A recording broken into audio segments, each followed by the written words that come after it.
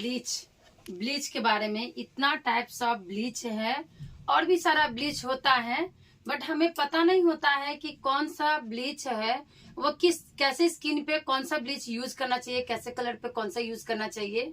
तो आज वही सेशन होने वाला है। तो पहले तो हम आते हैं यहाँ लैक्टो ब्लीच पे।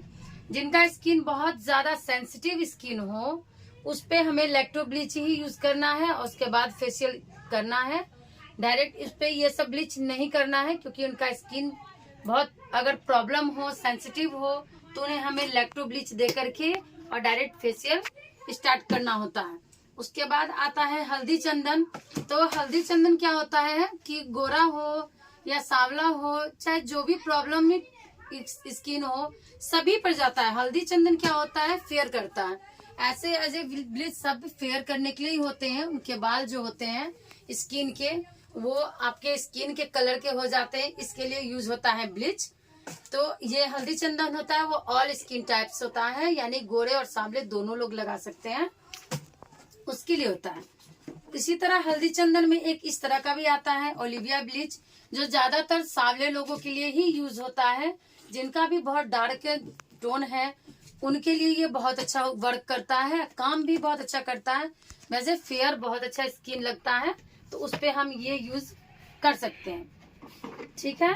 उसके बाद जाके इस तरह करके डायमंड ब्लीच आता है, जो हम लोग बड़ा पैक लेते हैं, 1 kg का है ये। तो इस तरह करके इसका बॉल में अलग से एक्टिवेट आता है। तो ये भी होता है डायमंड। जिनको व्हाइटनिंग टोन चाहिए, तो सांवले लोगों का है स्किन जो भी, उस पे ये वाला ही जाता है। अगर गोरे लोग को भी अगर उन्हें व्हाइटनिंग टोन पे जाना है, जिनका येलो टोन होता है और उन्हें व्हाइट चाहिए टोन, तो आप उनसे भी ये दे सकते हैं। ऐसे कोई जरूरी नहीं होता सिर्फ सांवले लोग को ही देना, सब टोन अंडर टोन का होता है, तो उसको भी दे सकते हैं।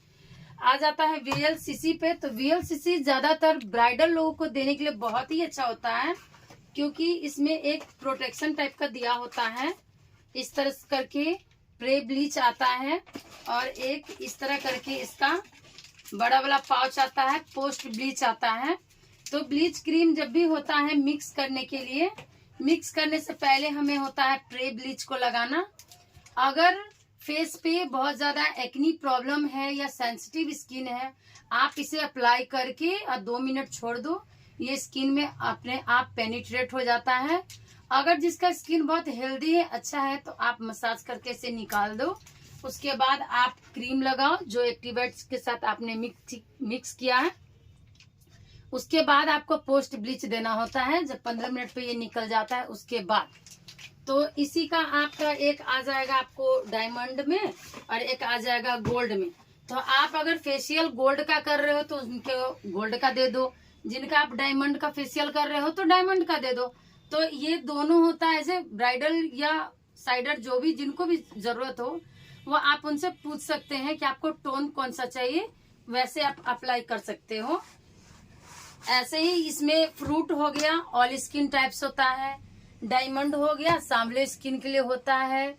और D10 जो हो जाता है, जितना भी धूप से टैनिंग स्किन हो जाता है उनके लिए ये D10 ब्लीच होता है। या रंग में गोरा हो या सांवली हो या बहुत ज्यादा डार्केस्ट हो, कुछ भी हो, टैनिंग रिमूव करता है ये। इसके लिए भी ये बहुत बेस्ट होता है।